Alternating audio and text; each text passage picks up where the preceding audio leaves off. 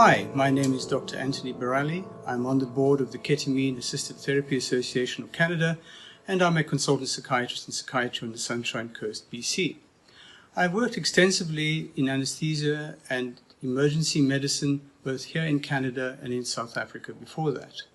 I developed one of the first hospital-based treatment programs for treatment-resistant depression using intravenous ketamine. I've treated over 36 patients and seen a direct benefit. With a response rate of 70%, there's a potential for transformative improvement in both mood and functioning.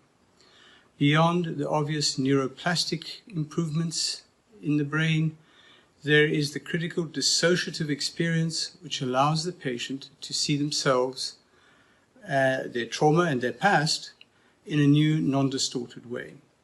Having used ketamine for years, I'm aware of its safety concerns. But in the right hands, with the right training, there is no major concern for this medication use. At Kata Canada, we look forward to having discussions with you as we move forward to developing recommendations for safe use and equal access to ketamine.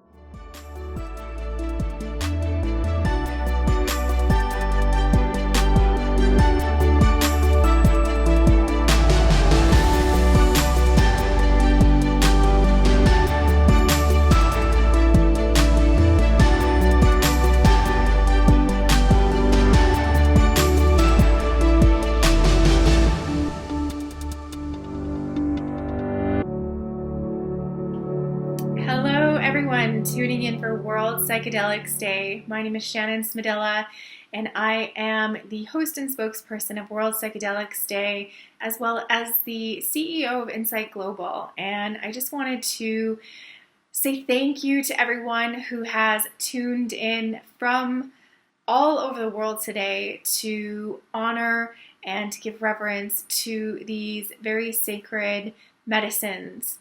So thank you for watching. Thank you for being here with us, and a very special thank you from Insight Global. Welcome to the first annual World Psychedelics Day. My name is Madison Margolin. I am the co-founder and editor of Double Blind magazine and co-founder of the Jewish Psychedelic Summit. One of my other co-founders, Zach Kamenetz, is here, and I'll introduce him soon. I am pleased to be your host for this discussion today. We are very excited for you to join us today for this panel as part of World Psychedelics Day. The International Psychedelics Awareness Foundation is a nonprofit organization welcoming collaborators and allies across all identities, spectrums, and geographies, and upholding the values of sustainability, accessibility, diversity, and inclusivity. Any funds raised from this event, which is offered free to the public on 6/20 today, will help offset the costs of production. So thank you for being here, because your participation and donations make it all possible. Nan Srini Giron is a Guatemalan ceremonial leader from Mayan Achki, Maya calendar's day keeper, a spiritual guide, a shamanic plant healer or curandera, and a naturopathic doctor. Rabbi Zach Kamenetz, who, as well as being a rabbi, is an aspiring psychedelic-assisted therapist, mindfulness-based stress reduction instructor, a community leader, and the co-founder of the Jewish Psychedelic Summit. Reverend Shannon Smedella is a metaphysician, an international speaker, and a yogic sciences educator. She's a host, spokesperson, and business advisor for World Psychedelics Day. Thank you, everybody, for being here. I'm really excited to ask you the following questions. What is spirituality, and what does it mean to you? And how can the use of psychedelics or psychoactive plants affect one's spirituality or religion in a positive manner? So whoever wants to go first. I'll go first. Well, hello, everybody. This is Nan Srini Giron from Guatemala. Greetings from you from the land of eternal spring. So in relation to Mayan spirituality, which is the spirituality I am guided to follow, Mayan spirituality is not a religion. Mayan spirituality is a way of life. It is the understanding that everything is interconnected, that all the kingdoms are important to survive. And at the same time, it is the understanding that we belong with nature. We are one with nature. And in Maya philosophy, we have everything has spirit. It's what we have, what we know as ku. And ku is in the spirits, it's in the mountains, it's in the rocks, it's in the rivers. And so for us, this spirituality, it is the oneness with everything. And psychedelics is and plants have always been part of the Mayan culture. Have they this is how the Mayan culture was able to evolve. And so when we speak about the way the Mayan religion was, the Mayan spirituality was guided by, we have different ways of understanding this, from ancestor worshiping, from shamanism, from animism, and also at the same time, time worshiping and deity worshiping. So Mayan, the complexity of Mayan spirituality, it's truly one of a kind because it integrates these five elements together at the same time. And so that leads me to believe that our ancestors, the Maya, really embraced psychedelic to be able to transcend these states of consciousness. Thank you. I am complete. Rabbi Zach, do you want to go? And then Reverend Shannon? Absolutely. Thank you for having me here. I'm Rabbi Zach Kamenetz, the founder of Shefa, which is Jewish Psychedelic Support. And when I hear the word spirituality, there isn't actually one word for spirituality in Hebrew. You have to find something that is associated with spirit. And they're actually, when we're talking about 5 levels, there are actually 5 levels of the inner self, according to Hasidic and Kabbalistic understandings. And as you continue to penetrate further inward, right, everything that has an inward sense of nefesh, of what is that life force that comes through the breath, or ruach, right, that there's something that is coming out from the in, or there's even chiyut, there's just a powerful life force that exists not only in the human, but in all things, just as Nanshuni was mentioning. So when I think about spirituality for Judaism, it is penetrating toward further inward and inward of the human self and psyche in order to understand the levels of existence outwardly as well. And I think for the Jewish community and Jewish communities and Jewish individuals who have been cut off from these traditions for many reasons, we can talk about them later, penetrating toward those more inward aspects of self to the external practice of Judaism, which many more people are familiar with. I think psychedelics will aid in bridging the inner and outer worlds and coming to a more complete whole, to something I would call shalom, completeness or wholeness, right? That is the definition of peace, is the balance between the inner and the outer, the up and the down. We're trying to create shlemut, wholeness. Thank you. Shannon? I love what both Rabbi Zach and Nanshuni said, because it's really all connected. And there's things that Shuni mentioned, such as the elements that are very prominent in the Vedic traditions. And then, when Zach had mentioned the 5 levels of being, that also comes over to the Vedic traditions as well, with the 5 levels of existence, the 5 sheaths of the body. So it's so interesting to see how all of these backgrounds are really interconnected. And, I think if you went back far enough, you would see that they all came from the same thing. And when you're looking at spirituality in the metaphysical and Vedic yogic sciences, it's really it's a branch of philosophy that really studies the true nature of our reality and answers those questions, or seeks to answer those questions. Who are we? Where do we come from? What are we made of? All of those questions that the little ones ask, that make us older beings on earth here kind of think about that. And and when we look at some of the parallels, it's that oneness, that one source that kind of permeates everything in all of us, that consciousness, if you want to call it, or God, if you want to call it.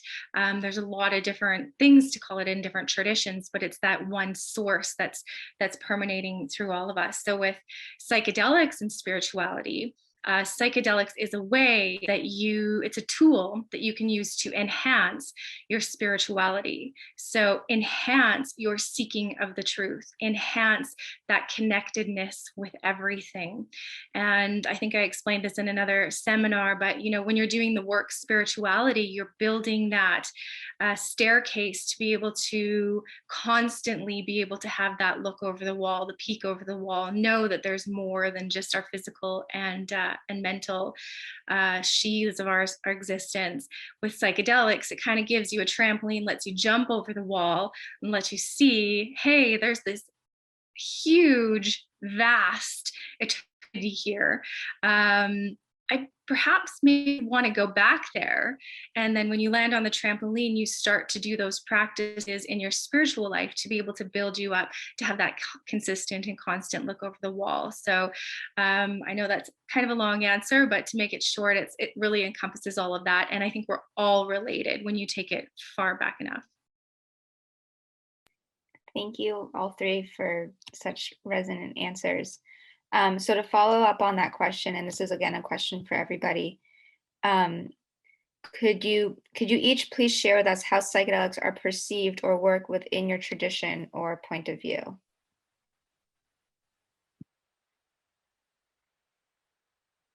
Whoever wants to start first. I'm sorry, the question got cut off. Oh, sure. Yeah. So, we have experts here from multiple viewpoints. And so could each of you please share with us how psychedelics are perceived or work within your tradition or point of view? Okay. I'll go first. Well, in the Maya tradition, our ancestors really embraced the use of plant medicine. Living in Guatemala, being a very small country nowadays, when we talk about the contemporary Maya, we begin to see a renaissance, a whole renaissance of the Maya in such a big way that we're finally being able to decode many messages. It wasn't until 1990 that Michael Code broke the Mayan code. So it has not been such a long time when we think about it. So this awakening is also awakening not just the spirit of the Maya, but the renaissance of the psychedelic world at the same time. Unfortunately, here in Guatemala, we have 42% of Christian, and we have 43% of Catholics, leaving 11% as spiritual guides or people that haven't been embracing religion. So it's still a place where it's still a delicate subject to really embrace openly into what our ancestors, the Maya, did. In my research that I've been researching for 20 years, how the Mesoamerican traditions have been embraced. We have books from the Aztecs, such as the Florentine Codex, that shows us events on of how the priests recorded events where the Aztecs took these plants. But in the Maya, because of the burning of the greatest collection of Mayan books, about 1,000 of them, in what was called El Auto de Fe, the history was erased. And so it's been a recovery. Thank God that the Maya make sure that the information was planted and that our roots will continue to grow, because we have a lot of information. We have the mushroom stones here in Guatemala City where I live. So knowing that we embrace, so little by little, this memory has been recovering.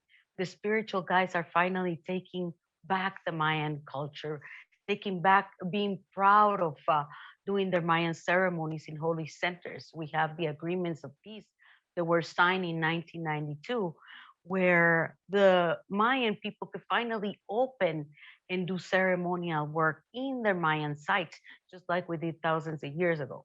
And Guatemala is the only country in the world where this is possible to do. So it's been a remembrance.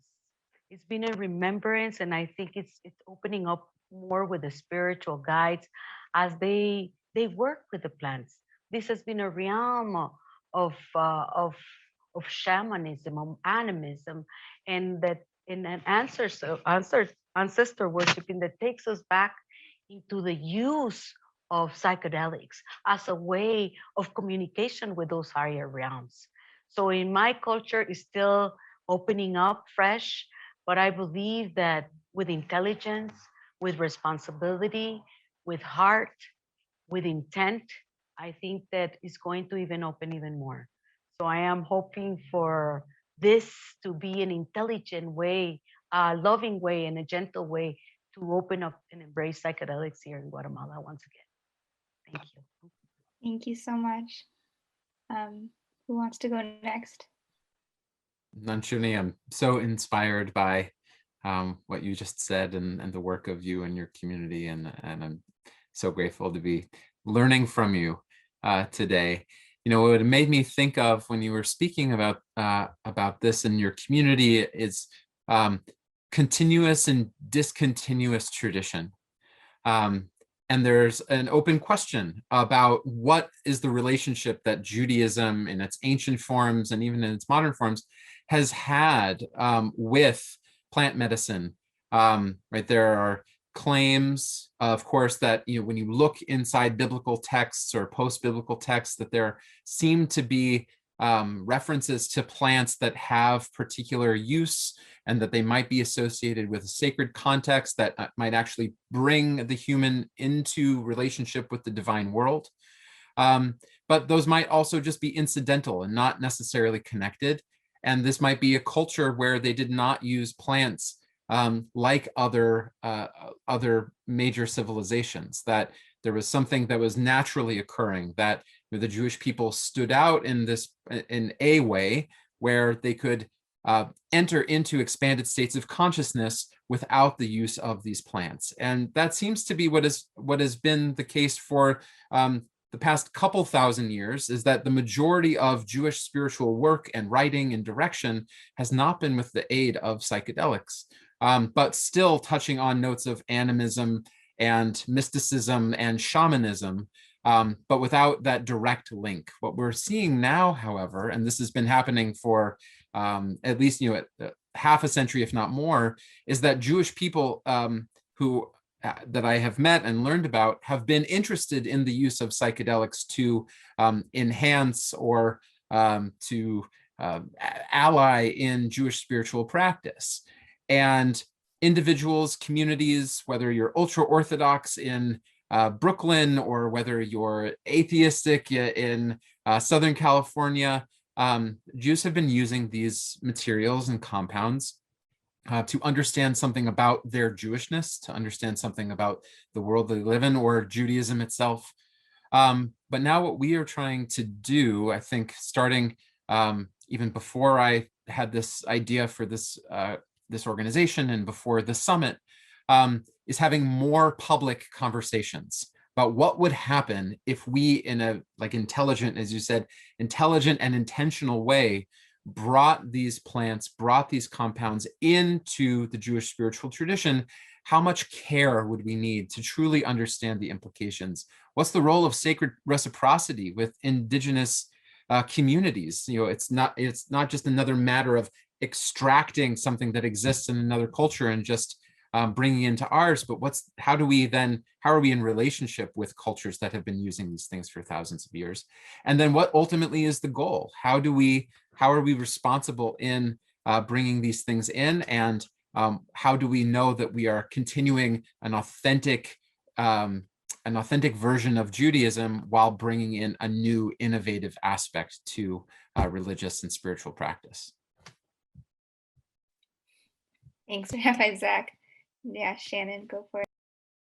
For sure. Thanks, Madison. And I love both of those answers, Rabbi Zach and Nanshuni. And when I go over to the metaphysical and the Vedic sciences, they're similar, but they're different. So in metaphysics, psychedelics go back into Egyptian times, when they used Blue Lotus for altered states of consciousness. And in metaphysics, there's certain practices that we can do to get to those states without the use of psychedelics. So like I said in the previous answer, it's kind of, they're used as like a glimpse to see that there's more than just this body, just this mind, these constructs that have been built up within us over our lifetime. And when we go to the Vedic lineage and the yogic lineage, it's kind of interesting because there are two different viewpoints within that. We have the one viewpoint from the meditators that have been reaching these states by themselves for years and can go into those states. They're of course going to say, well, we don't need psychedelics because we have the ability to get there on our own. Then we have the other viewpoint where someone might be a meditator and they might use psychedelics to be able to get to those higher states, again, to have the peek over the wall to see that there's more than just their individual existence.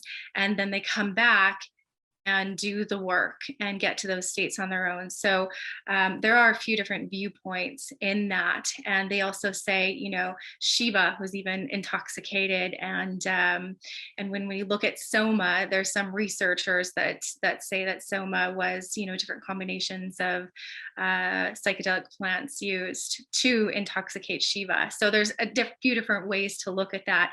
But the big thing is that we can get to states on our own, and psychedelics are a tool to be able to help us understand that. And just a quick story here, I have an acquaintance who had been teaching the yogic sciences, I think it was for 15 years or somewhat, and she was an extremely good teacher, traveled the world, and knew everything out of the book in regards to meditation and in regards to yoga.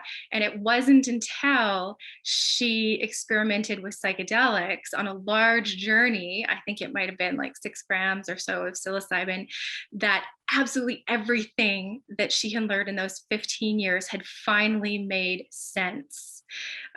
So there's a map, we can look at the map and walk the map, but we can also know the map, right? And be the map maker.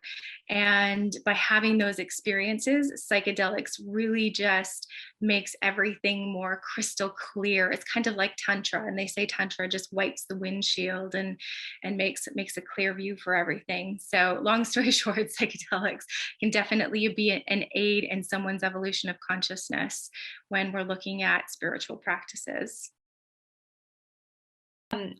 And just to kind of piggyback off this question, and this question was originally intended for Rabbi Zach, but whoever wants to answer, given that we've seen a decline in attendance over the decades at traditional synagogues or as well as churches, are psychedelics actually helping to revive Jewish spiritual traditions or Christian or other traditions? Are they helping revive? It's a good question, right? Does it need revival? Right? Does something actually maybe need to die? I'm trying to think about the image of a mushroom or a plant, right? That needs to fall apart in order to be absorbed into the earth. I'm holding a baseball, I'm not sure why. Absorbed into the earth and then regenerated into something else, right? I think that's a powerful image. And I would say that, yes, we have continued to see in all of these population studies, one just came out again, where fewer and fewer people, even though it's still, I think, in the majority of Jewish people are identifying as Jews of religion, right? They are religious Jews. They are Jews because of their religious habits or attitudes or beliefs. But at the same time, we still see a good number of people who believe in spirit. They believe in something beyond themselves. They believe that there's a greater or higher power. So I think it's actually really in the way that we ask the questions and make the assumptions about what people are feeling on the inside.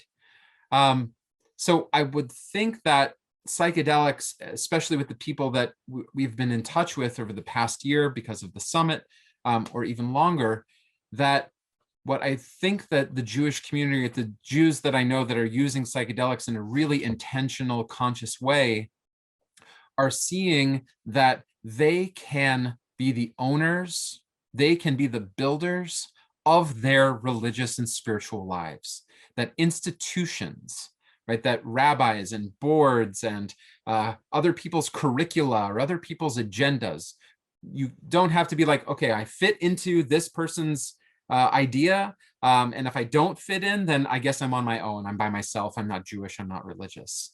But that there is an inward core, right? There's an inward fire and passion that each of us can be in touch with. And the fact that we have lost many spiritual teachers, right? The fact that we have these broken lineages means that people have, in a lot of ways, have to make it themselves and then put these pieces together for themselves. And that's a very hard road.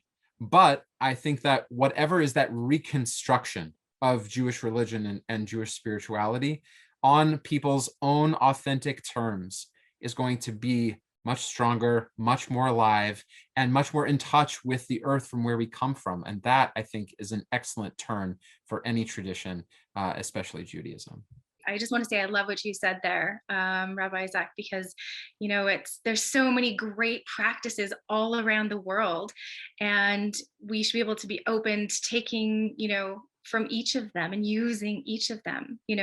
I grew up Catholic, and I'm an ordained spiritual metaphysical minister, but I still, love some of the things about Catholicism, and I love a lot of the things about Vedic lineage as well.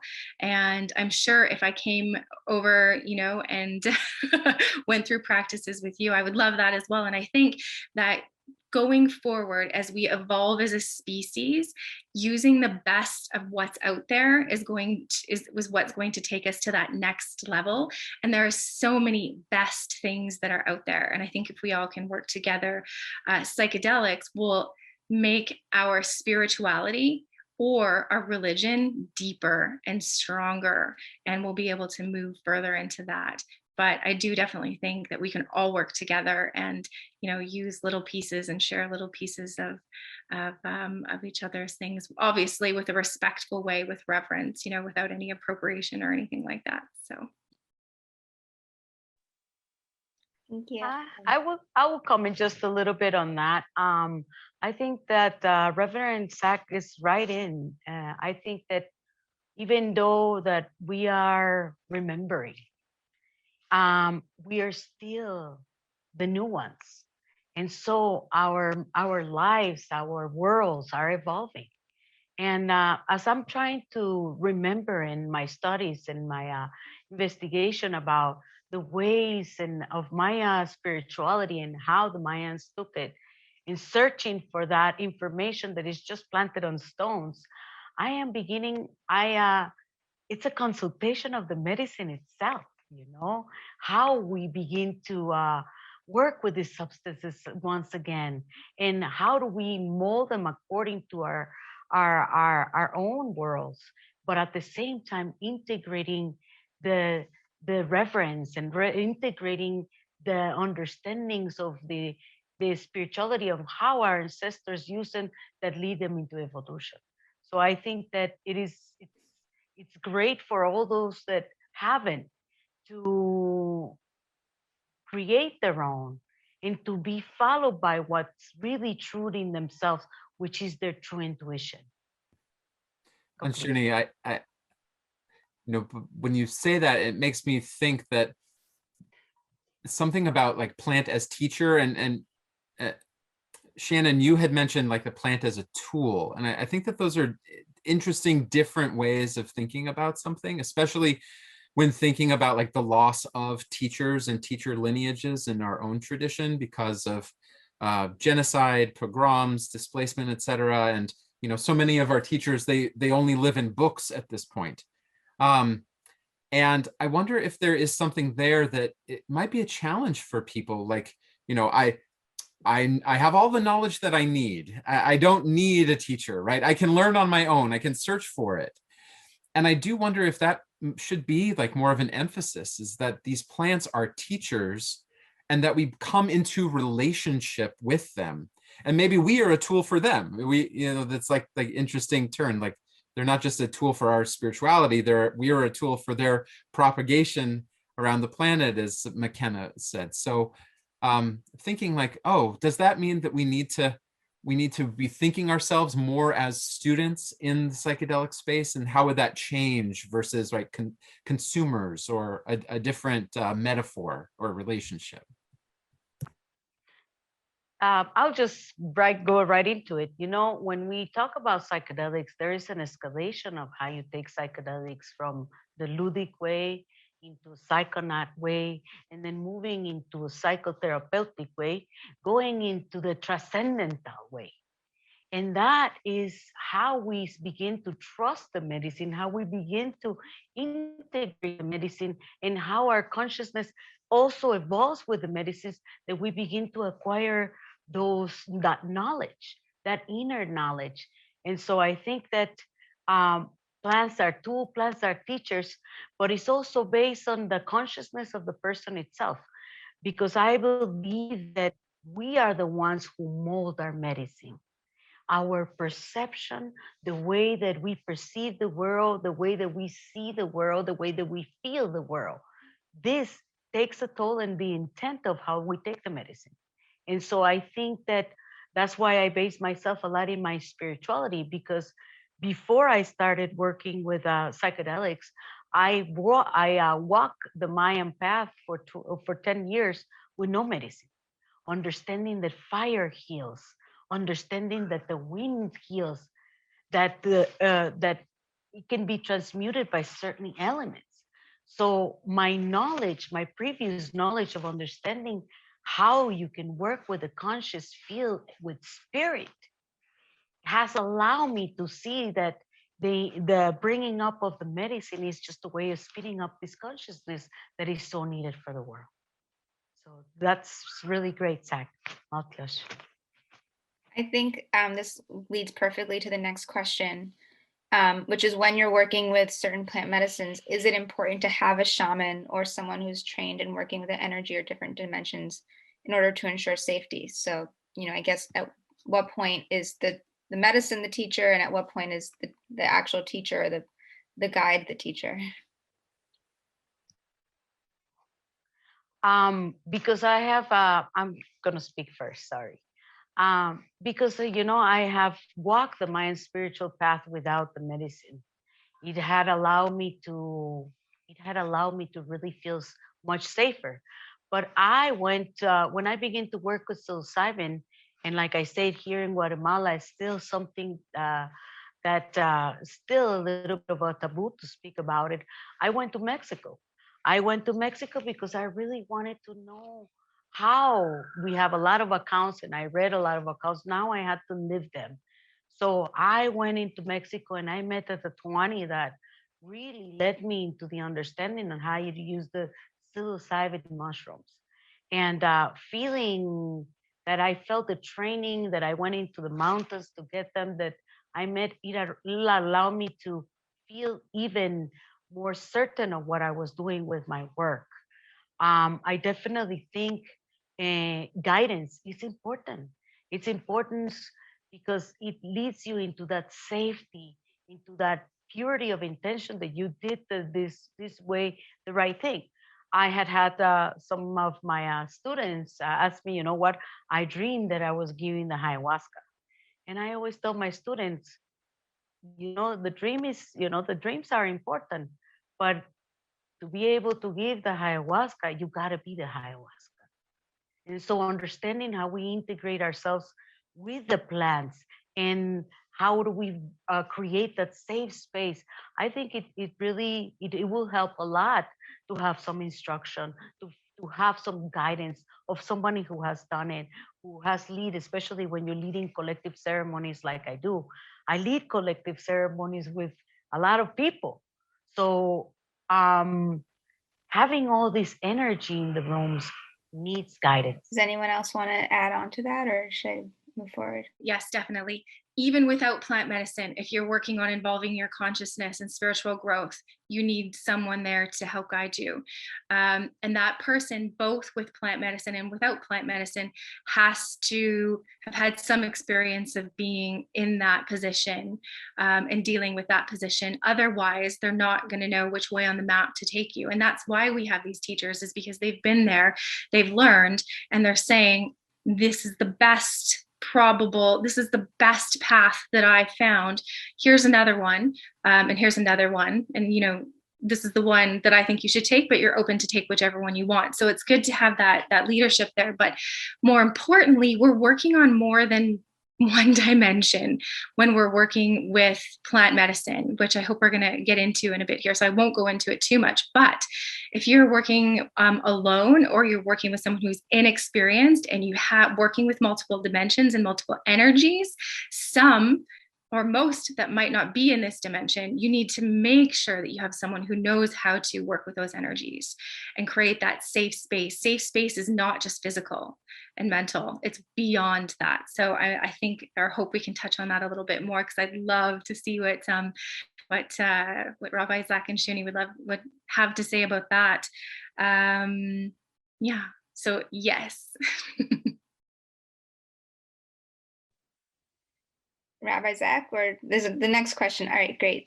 So on a spiritual question, or on a spiritual and energetic level, why is it important to prepare for a journey? Why is it important to have reverence for the journey? And why is it important to have integration after the journey?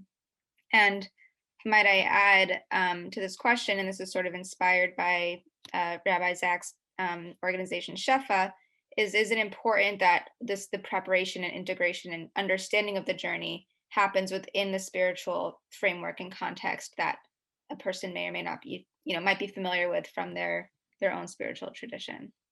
Yes, I think the answer is yes, that anyone can swallow a brew, anyone can eat a mushroom, anyone can swallow a pill, right? That is not the hard part. That is not the hard work.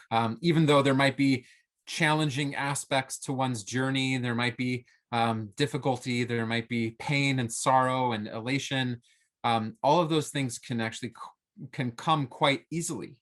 But for it to be maximally meaningful, for it to penetrate into the body, to actually affect the inner healer to emerge, there has to be intentionality, right? There has to be words dedicated, right? I think about creating sacred space, right? You could have a spontaneous moment of prayer anywhere, but there's something, of course, different from drawing a place on the earth and saying, here is where I offer my prayer, right? It's becoming in relationship to the thing itself. It's not just about what I, eating just without mind.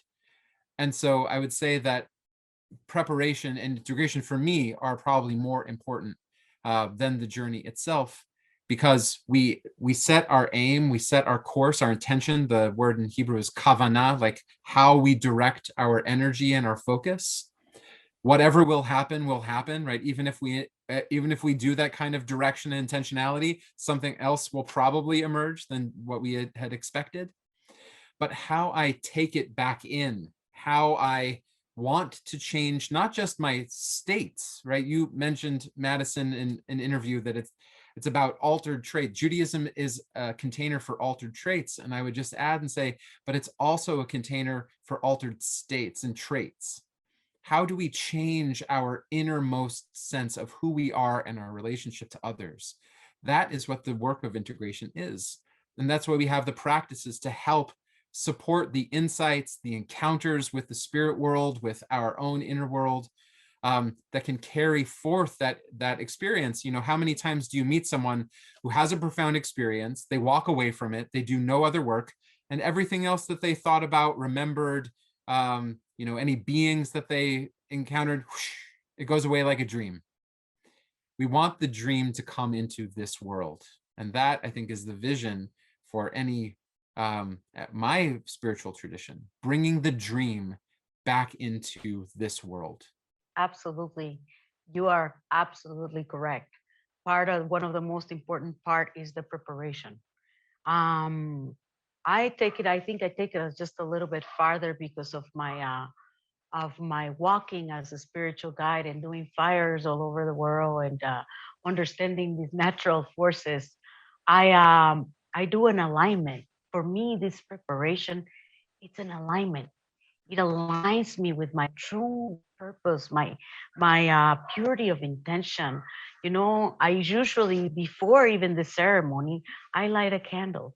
I light a candle and I sit with myself and I ask myself that I align with what I'm doing for the higher purpose of humanity. And it sets the intention, and it begins to create what I call the resonance, a resonance where I create almost a safety container for the people to come into, especially when it's a collective ceremony and not an individual ceremony.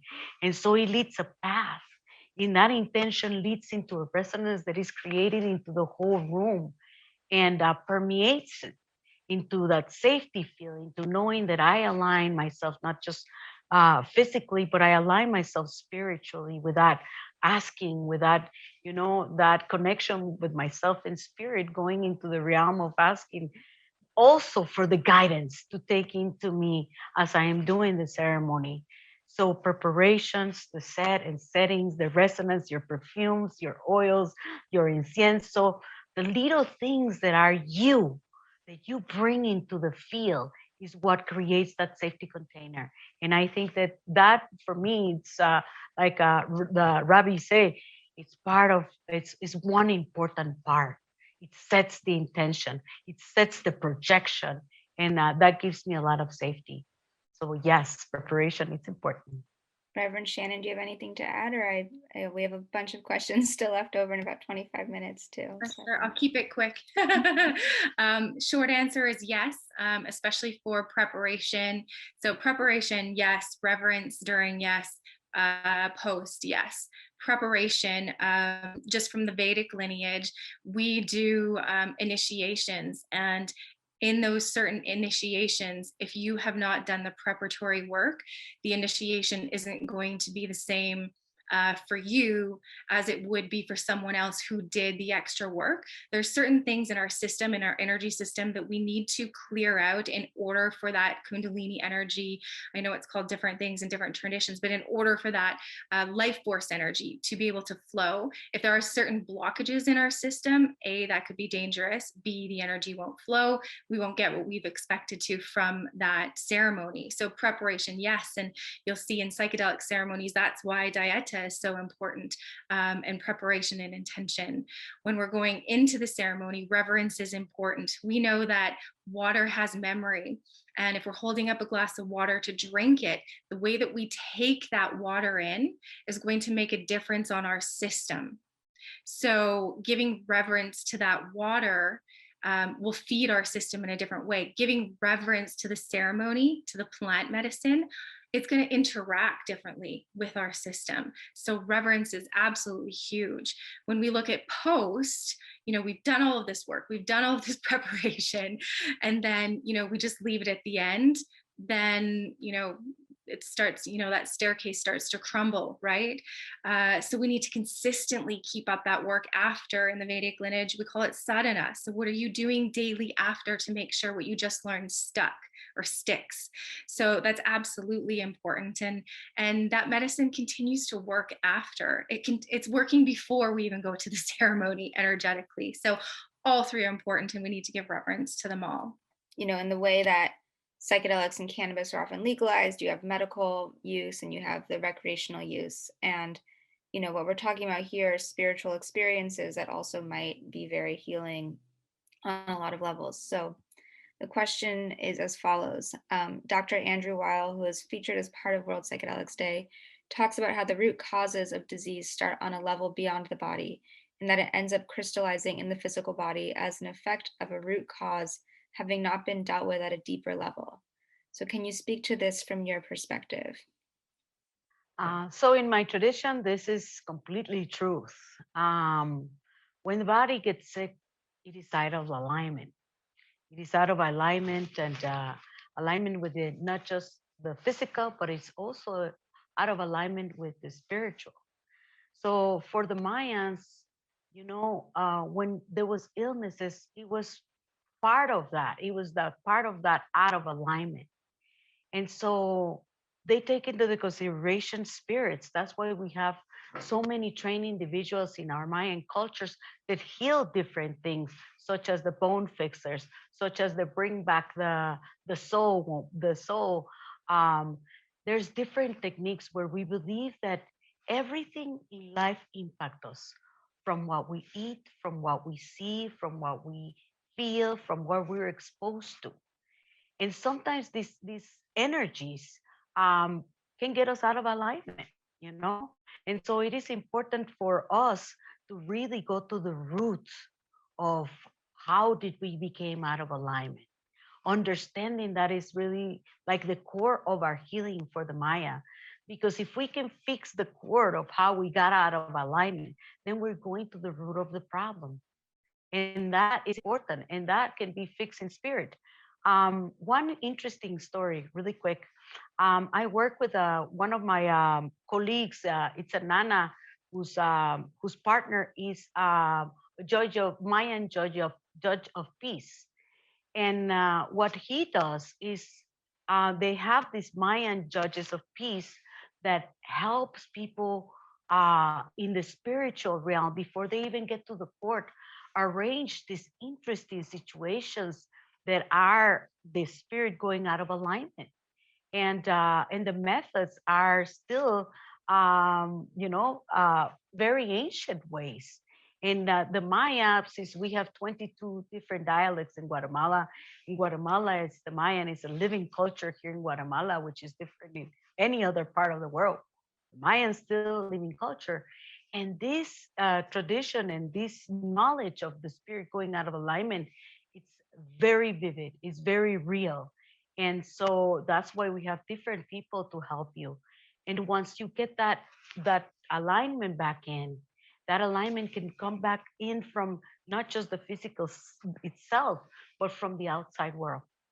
Is there anyone else who wants to add on to this question, or we'll keep going? I'm sure Shannon has a lot to say from the Vedic tradition. I mean, how much time do we have to understand the Vedic tradition of health and wellness and well-being and medicine and sickness? I mean, that is a truly complex and refined system. I think from our religious traditions, from Jewish religious traditions, there are many reasons for understanding sickness and health and well-being and lack. But what I might add here is that, I'm quite fond of traditions that see sickness or lack or suffering as the medicine itself. That right, there is something that, not to say that there's sickness and there's something that I have to purge or I have to, take something to feel better, and this is inconvenient. But it is an ally itself, right? It is an ally in the healing, and not to see it as separate from us, but it is part of us. So the idea of like in and through, or one of my favorite lines from the Babylonian Talmud, Madison, this, that the handle from the axe that chops down the forest is made from the same wood.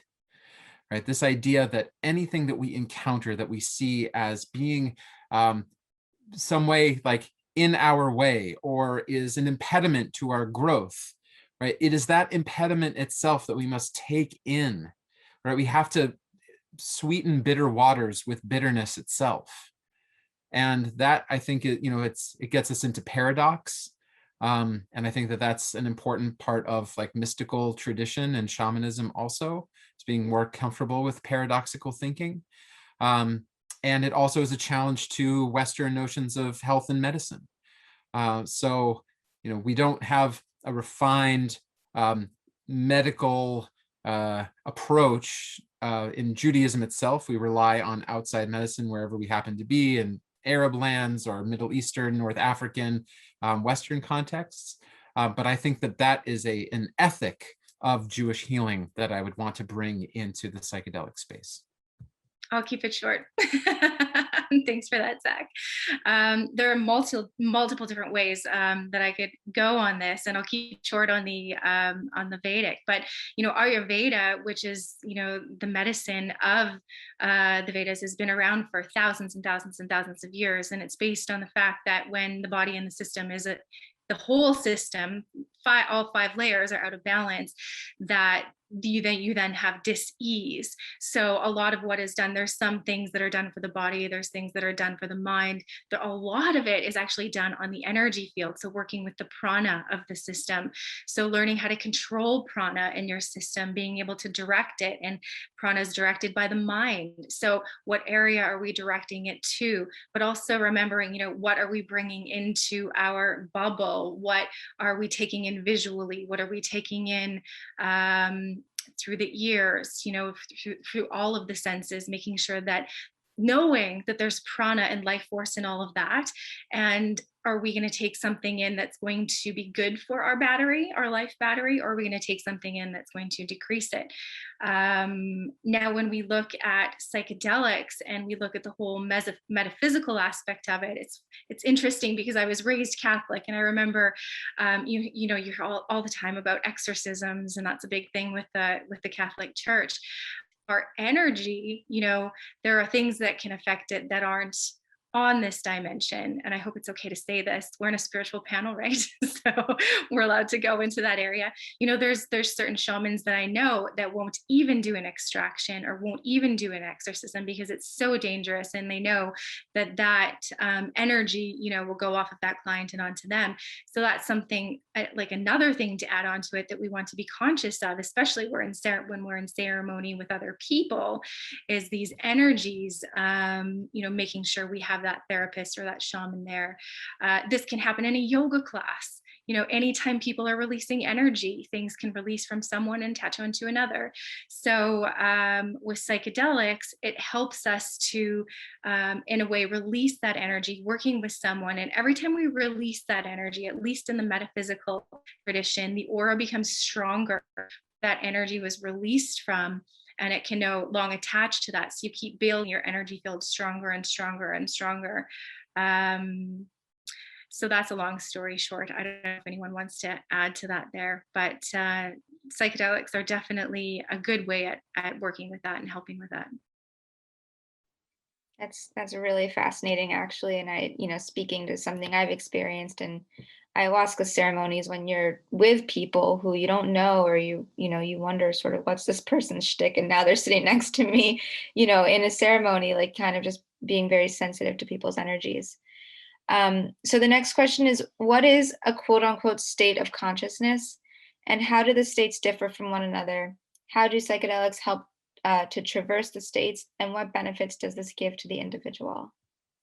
State of consciousness are our way to perceive reality, I would think.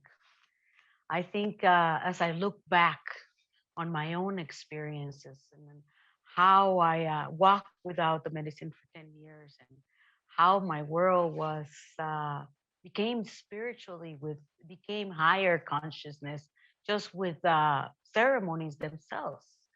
I begin how this different state of consciousness begin to be activated by that thrive, by that evolution, by that integration, by that recognition of nature. And at the same time, I also see how myself has changed from so many state of consciousness during this time, during these 20 years that I've been walking the path. And I see how the rose used to be a rose, now is a three-dimensional figure with smell and even with spirit itself. So state of consciousness, it's an evolution of the being. It's an evolution of the being according to your human context, according to where do you come from also, and according to what are you receiving as feedbacks and projections from what you're sending. So I think there's all this different state of consciousness that I spoke about in psychedelics, from taking the psychedelics to a ludic form until taking the psychedelics into transcendental states, we begin to see the moving of that consciousness and that evolution of it. And I think that whether consciousness is vested in the brain, we don't know that. We don't know if consciousness is outside or the consciousness is created upon us, or it is the feedback and the rapport. It says that when you give a hug and you don't receive that hug is lost. So that communication is the same with the consciousness. When we are giving, we must be ready to receive it. And then that way that consciousness begins to grow and don't get lost. So for me, that is consciousness, being able to look at your human context and being able to thrive into that understanding of higher realms, of understanding more of the little simple things, higher and higher, until form begins to change, thought begins to change, body begins to shift, intention begins to shift, and molding us into the perception. When we talk about psychedelics, I think psychedelics give us what we have in our human context, and it just plays that reality for us to see in a vivid way, in a real way, in a manifested way. When I think about the Jewish tradition and states of consciousness, we have some broad categories from our mystical teachers from the past 2,000 years, right? There are classic ones that you can find in other traditions, such as like Mochin de Gadlut, right? The big mind, right? Expansiveness, openness, right? The widest view possible, or Mochin de Katnut, right? My very specific needs and my small-mindedness. There's also a category, a state called Bitul Hayesh, where reality itself seems to fall away, or even my selfness, my ego-ness can fall away, and I'm only in the field of divine oneness.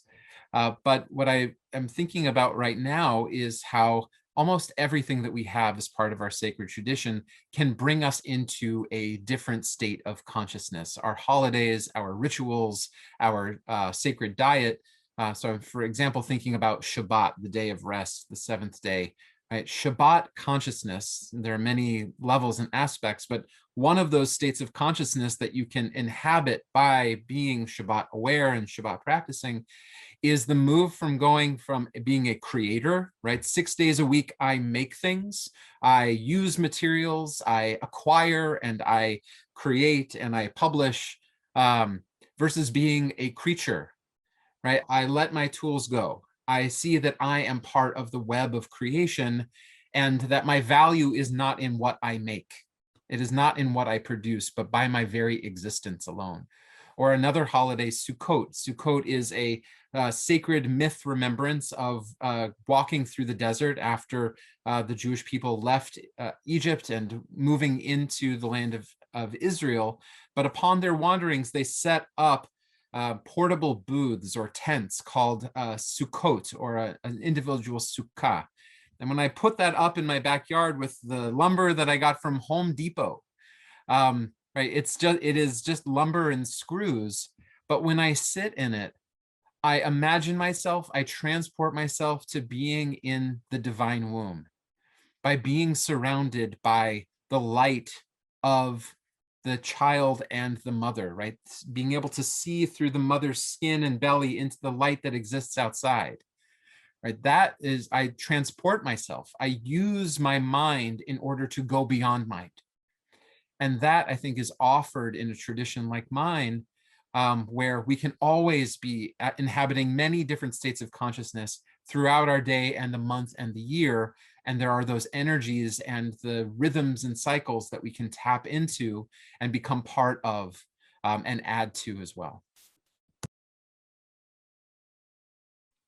I love that, Zach. I use my mind to go beyond mind, and that's a lot of where the magic can happen.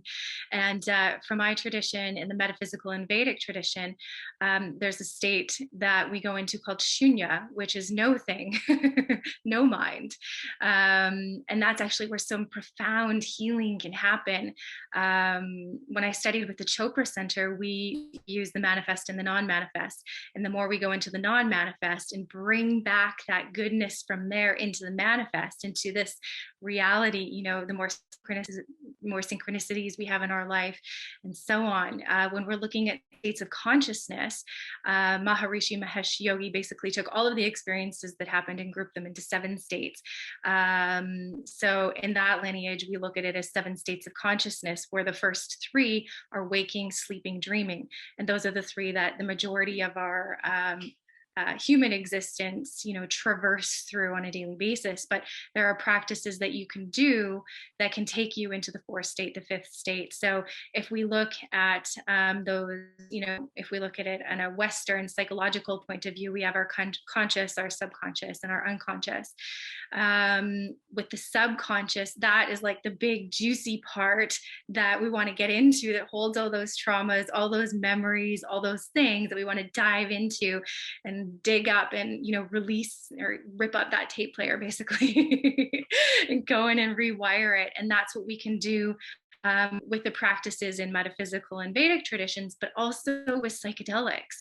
I remember I was at Gabor Mate's Compassionate Inquiry, and he said, you know, ayahuasca is something that can help you get to the memories that you can't get to. You know, it can go deep and bypass, maybe bypass isn't the right word, but it can find those traumas and get to those traumas, those root causes that normal talk therapy wouldn't be able to get to, and release them from the subconscious. And when we look at it from a Vedic tradition, there's practices like Yoga Nidra that can actually go in and work in the subconscious and release those traumas and release those karmas, so that we're able to come back and live in this world in a more peaceful way. So that's a little bit on consciousness, but psychedelics can definitely help us traverse those states. So a couple last questions. I'm going to say 2 more questions, and then we'll leave it open for any other thoughts that you want to add. And keep in mind, we have about 5-ish minutes. So many doctors working in the field of psychedelics state that the psychedelic experience happens only in the brain or the mind. So what is your position on that from a spiritual point of view? The psychedelics does not just happen in the mind and in the body, because I hold these ceremonies, fire ceremonies, and I use fire as a way to transmute different energies. I can tell you that the experience does just not just happen in the mind.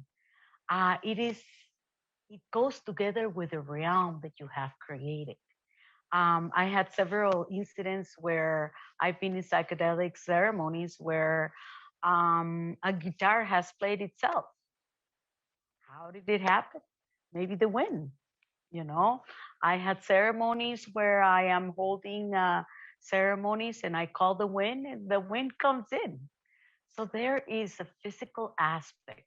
There is almost a creative. With the Mayan calendar, it teaches us how we become the creator of our own reality. And I think that the more that we emphasize on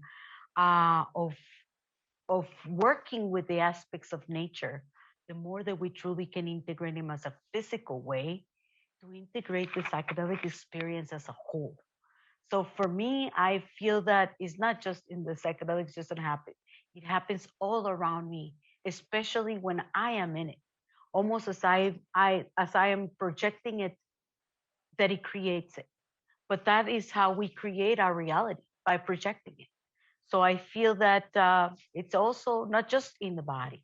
While I appreciate, of course, the work of researchers and all of the very refined instruments and the data and peer-reviewed papers, that I would say that that has to be a starting point and not the end.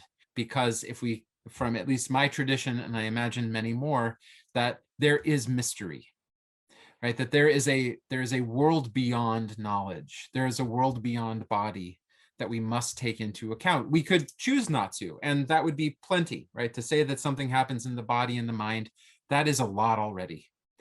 But if we are part of a lineage that says there is reality beyond body and mind, that there is spirit, that there is soul presence, that there is soul to soul exchange, then we have to then think of our own cosmologies, our own languages, to be able to describe what is happening, and be open to them, and potentially to meet these two worlds of scientific investigation and soul investigation.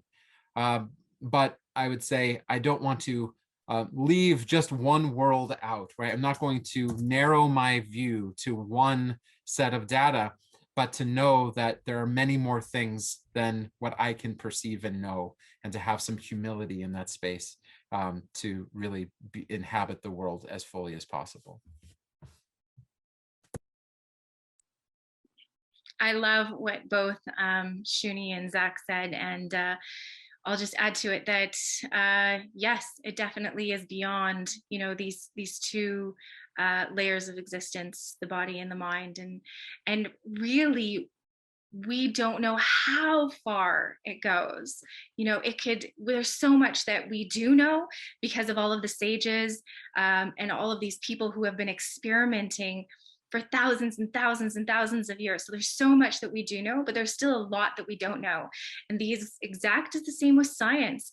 There's amazing advances that have been made, and there's so much that we do know, but there's so much that we don't know. Even if you look at dark matter, which is, they say, 85% of the universe, the top physicists still don't know. And will we ever know? No. If you look at even microbiology, I think it's over 1 billion different microbes that they have identified, but there's trillions. So there's so much that we do know, but there's so much that we don't know.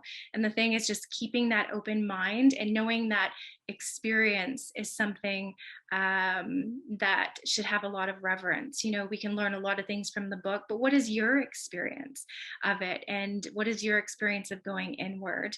From the Vedic tradition, we know that consciousness exists above the intellect. So we have our body, we have our mind, the intellect and the ego is held in the mind.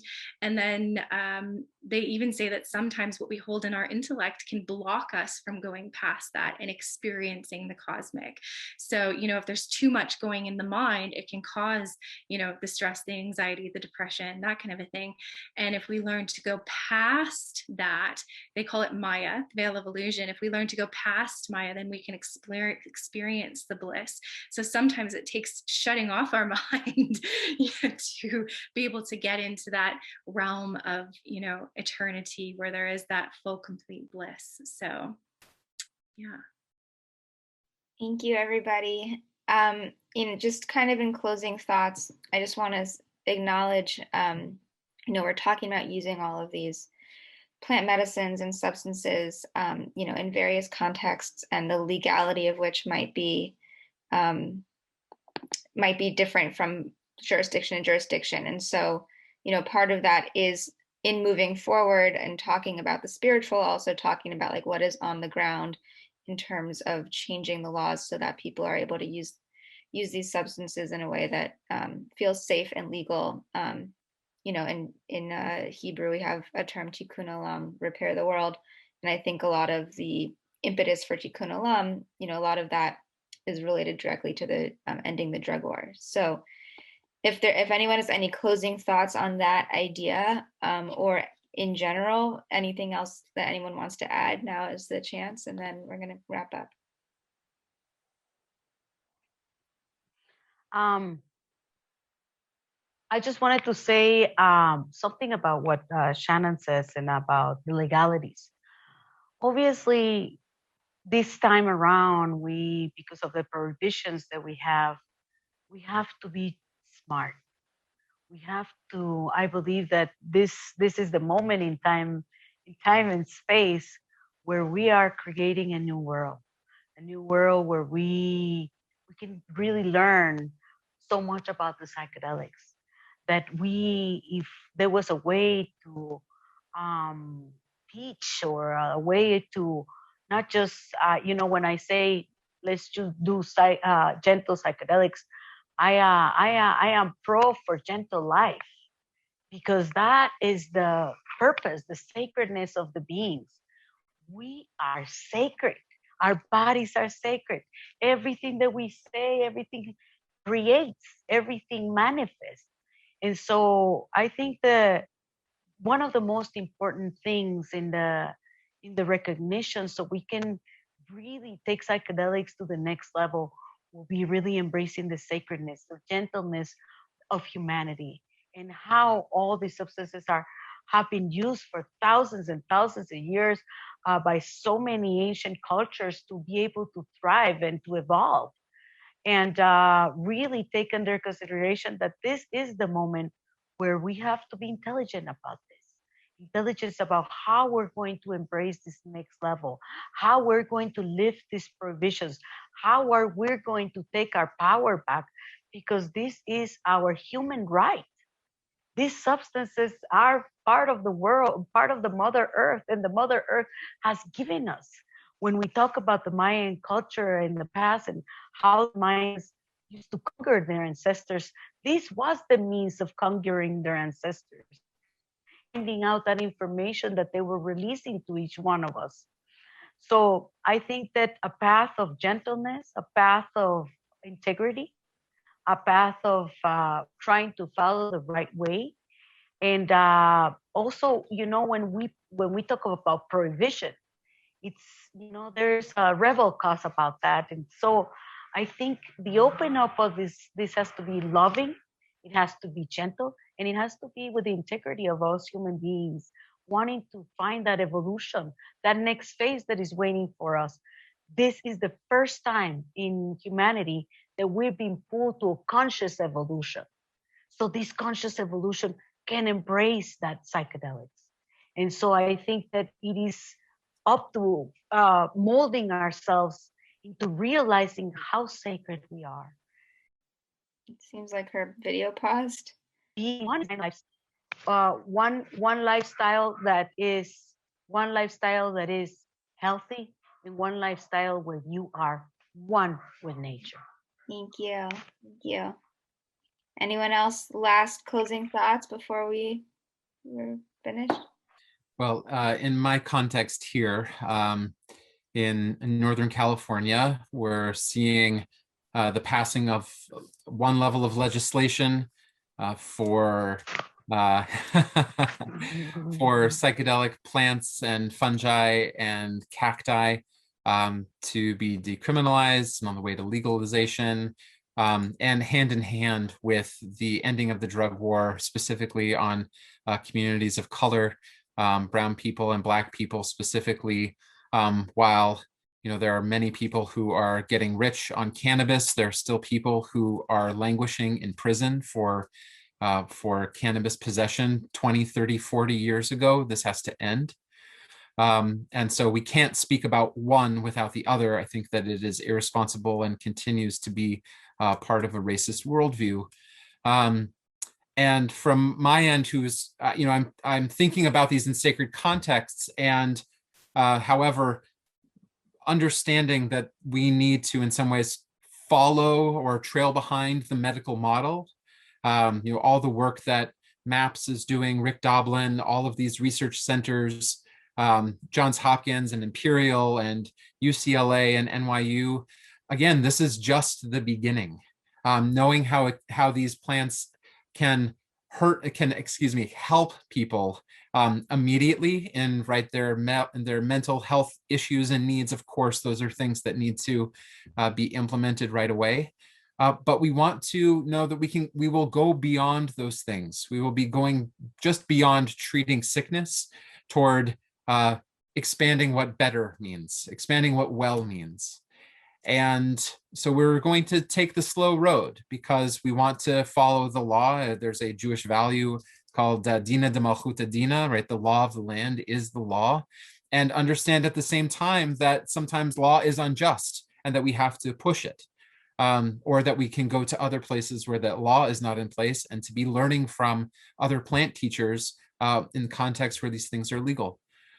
So this is a slow process, but just to I think, say something to Nan Shuni the last time that we're together, right? That spirit of, I think another word is friendship, right? That encountering these plants will bring us into that spirit of friendship with a teacher, a sacred teacher, a plant, a shaman, a guide, and hopefully through seeing ourselves as friends with the earth and friends with the entire creation and that divine parent who has brought all of it into existence. So that is my most sacred hope for all of this work, is the deepest levels of friendship possible. Thanks. Thank you, Shuni. Thank you, Zach. I wish I could spend so much more time with you guys discussing this topic. Everything is sacred, and I think that these teachers are showing us that. And these plants, if they are our teachers, which they are, they're also going to work on the science side. So and we're very lucky that in psychedelics, the scientists that are working on medicalization are friends of the plants as well, right? So they'll know that they need to keep the sacredness in this, and a lot of them are fighting for that. So that's something that I think we do have on our side, that everyone is working together in this, that they do know that there is more than the mind, there is more than the body, and that we need to keep that sacredness and that protective environment in there. And the thing is, like, if people are watching this and you haven't done psychedelics and you don't know why they're actually illegal in the first place, maybe look into that. And why are plants that were put on this earth bad for us to take? Why can I go out to my garden and there's a plant, and if I eat the leaf I'm safe, but if I eat the root then I might be dead, right? So why isn't that plant illegal where cannabis is, or a simple mushroom that grows is illegal? We really just need to take a step back and think about this. And those of us who've been in the industry for a while know why this is. It has a lot to do with money and politics and a lot of other things that we won't say in the air of keeping this positive, but it's time for that to change. And it's time for these medicines that were put on the earth for the use of humanity to heal from what all of the other stuff has done. It's time, and it's time that they come to light. And I just thank everyone who's working on it. And I thank both of you here today who are, working to keep that spirit in it, and for all the work you're doing. And thank you so much, Madison, for being here to host as well. Thank you, everyone, for your wisdom and words, and just bringing the spiritual aspect into psychedelic renaissance, as they call it. I think really that's the most promising part of psychedelics, and not one that I want to see overlooked as people go for medicalization or decriminalization. This is, for me, really the heart of it. So thank you, everyone, and I hope everyone has a great World Psychedelics Day. Thank you.